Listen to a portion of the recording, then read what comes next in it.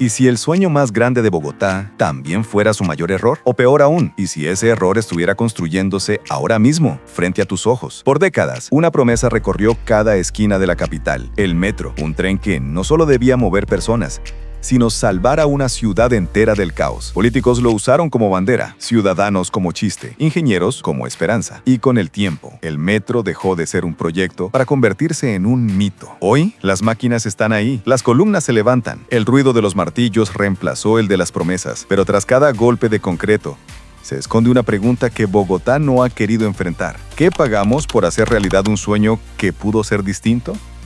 En este episodio de Código América, vamos a viajar al origen del Metro de Bogotá y descubrir por qué este proyecto no es solo acero y cemento, es un espejo, uno donde se refleja todo lo que somos como ciudad y como país. Todo comenzó en 1942. Bogotá era una ciudad pequeña, silenciosa, atravesada por tranvías y calles de polvo. Los ingenieros soñaban con un tren moderno que conectara el centro con los nuevos barrios. Un símbolo de progreso, un metro que, sobre el papel, prometía una ciudad más ordenada, más rápida, más justa. Pero la realidad se movía más rápido que los planos. La capital crecía sin pausa y las decisiones nunca llegaban. El metro se convirtió en esa idea que todos mencionaban, pero nadie ejecutaba. Cada década traía un nuevo estudio, cada alcalde una nueva promesa, cada presidente una nueva foto frente a un render colorido, y siempre el mismo resultado: nada. El proyecto sobrevivía como una especie de espejismo. Cambió de trazado, de costo, de ruta, pero nunca de destino: la frustración.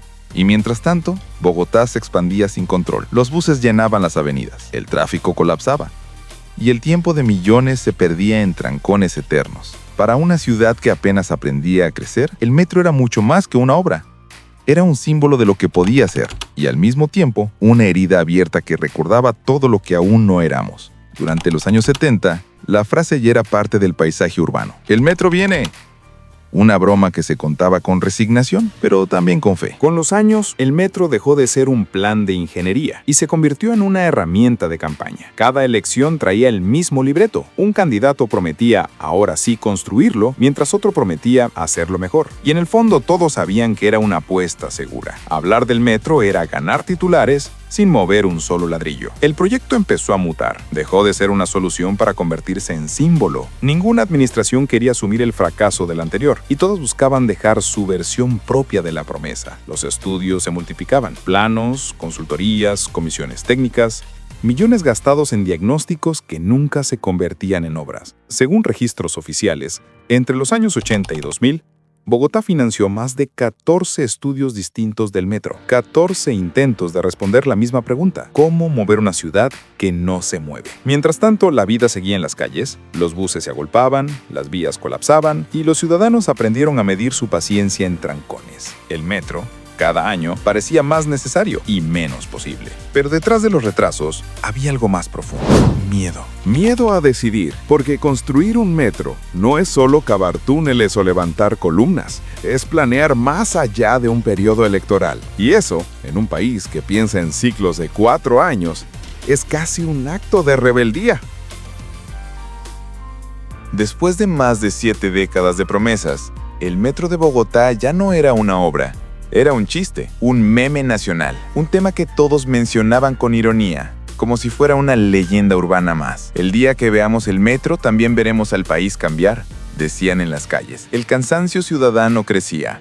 Las nuevas generaciones ya no recordaban los planos antiguos ni los discursos técnicos. Querían resultados. Y en medio de esa frustración, un nuevo actor entró en escena: la presión social. Las redes amplificaron la burla, pero también la exigencia. La gente no solo pedía movilidad, pedía dignidad. Una ciudad que se respete a sí misma no puede depender del caos diario para moverse. Y entonces, algo cambió. El 17 de octubre de 2019, después de décadas de estudios, rediseños y excusas, el contrato fue adjudicado. Por primera vez en la historia, había una fecha, un consorcio y un plan firmado. El consorcio Metro Línea 1, liderado por empresas chinas, tomó el control del proyecto. Y lo impensable ocurrió: las máquinas llegaron, calles cerradas, gigantescas columnas emergiendo desde el sur, obreros trabajando día y noche. El paisaje empezó a transformarse. Lo que durante 80 años fue discurso, ahora era concreto. El sonido de los martillos sustituyó al de las promesas. Y Bogotá,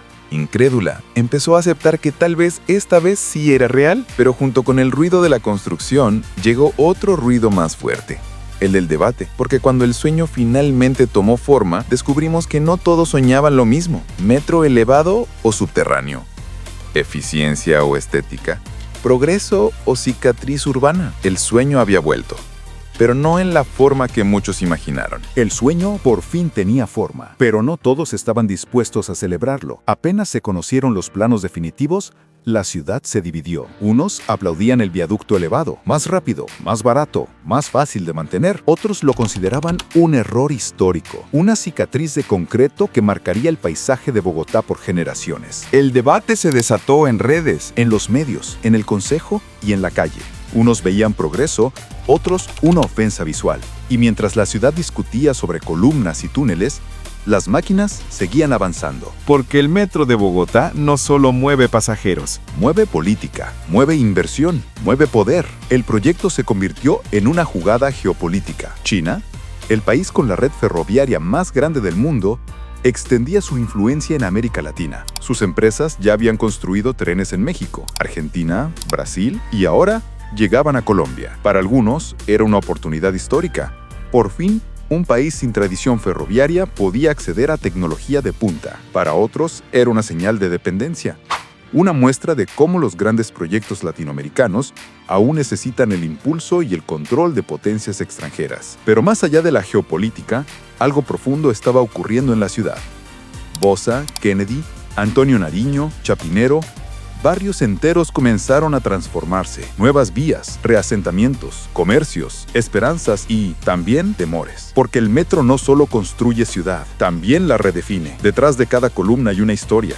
Una familia desplazada, un barrio que cambia, y aunque pocos lo notan, el metro de Bogotá ya empezó a alterar el mapa social de la capital. Lo que nació como un sueño de movilidad se convirtió en un experimento urbano y político sin precedentes. Después de 80 años, Bogotá finalmente se mueve.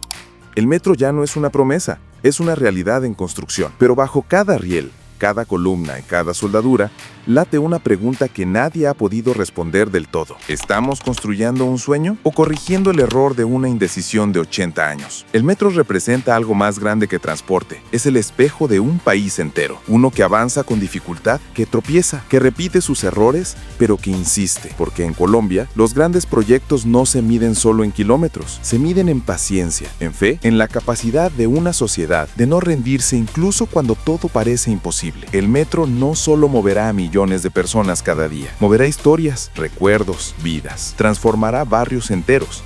Y con ellos, nuestra forma de entender el futuro. Y quizás el final ese sea el verdadero significado de este proyecto. No la velocidad, ni la eficiencia, sino la capacidad de una ciudad de aprender a decidir, a actuar, a creer otra vez en sí misma. Tal vez el metro no sea un sueño ni un error. Tal vez sea el espejo de lo que somos. Una ciudad que siempre llega tarde, pero que nunca deja de intentar. En Código América contamos las historias que mueven a los países, y esta es la historia que moverá a una ciudad. Si te gustó este episodio, suscríbete, deja tu like y comenta. ¿Crees que el metro es una victoria histórica o un error que aún estamos construyendo?